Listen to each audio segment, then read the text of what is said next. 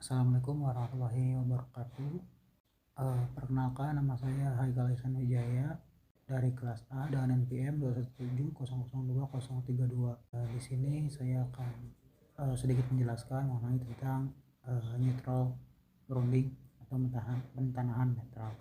Neutral grounding sendiri atau disebut sebagai pentanahan netral merupakan proses untuk menghubungkan 3 titik fasa ke tanah melalui jalur netral, baik secara langsung maupun dengan tambahan resistansi ataupun reaktansi. Pentanahan netral juga menjamin keamanan terhadap manusia maupun peralatan karena arus bocor akan langsung dialirkan ke tanah. Ada beberapa keuntungan melakukan pentanahan netral. Yang pertama, tegangan sekring yang sehat tidak akan melebihi tegangan saluran ke tanah. Yang kedua, tegangan tinggi karena erosion ground akan dihilangkan. Yang ketiga, relay pelindung yang menyatu dapat digunakan untuk melawan gangguan pada pembumian. Yang keempat, jika terjadi gangguan pembumian pada saluran apapun, relay pelindung dapat beroperasi dan mengisolasi hanya pada bagian saluran yang bermasalah saja. Yang kelima, tegangan keseluruhan karena petir akan dibuang ke bumi sehingga memberikan keamanan bagi pribadi dan peralatan, juga memberikan peningkatan keandalan terhadap sistem.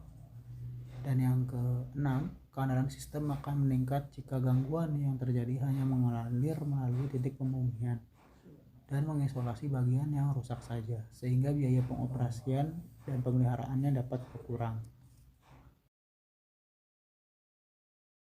Selanjutnya, jenis-jenis pentanahan netral. Ada 3 jenis pentanahan netral. Yang pertama, pentanahan langsung atau effective grounding. Yang kedua, pentanahan tahanan atau resistance grounding. Yang ketiga, pentanahan reaktansi atau reactance grounding. Nah, pentanahan langsung merupakan pentanahan yang mana saluran 3 fasanya terhubung langsung ke tanah atau ke bumi dan mengabaikan resistansi dan reaktansi seperti yang terlihat pada gambar.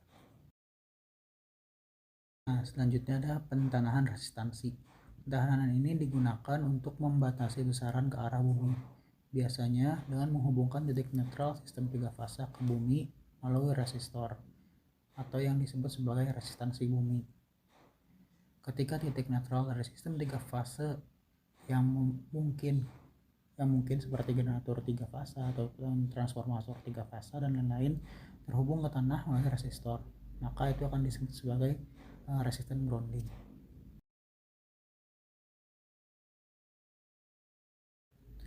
Yang terakhir, pentanahan reaktansi. Pada sistem ini, reaktan dimasukkan dan dihubungkan dengan sistem netral 3 fasa.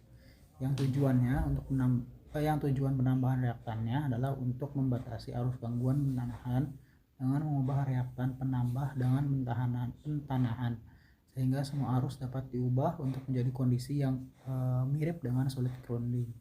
Pada saat ini metode tersebut tidak lagi digunakan karena terdapat beberapa kerugian seperti dalam sistem ini arus jatuh yang diperlukan untuk mengoperasikan perangkat pelindung lebih tinggi daripada resistansi tanahnya. Terus untuk kondisi gangguan yang sama, tegangan transiennya muncul pada kondisi yang jatuh. Sekian apa yang dapat saya sampaikan, kurang lebihnya mohon maaf. Saya tutup. Wassalamualaikum warahmatullahi wabarakatuh.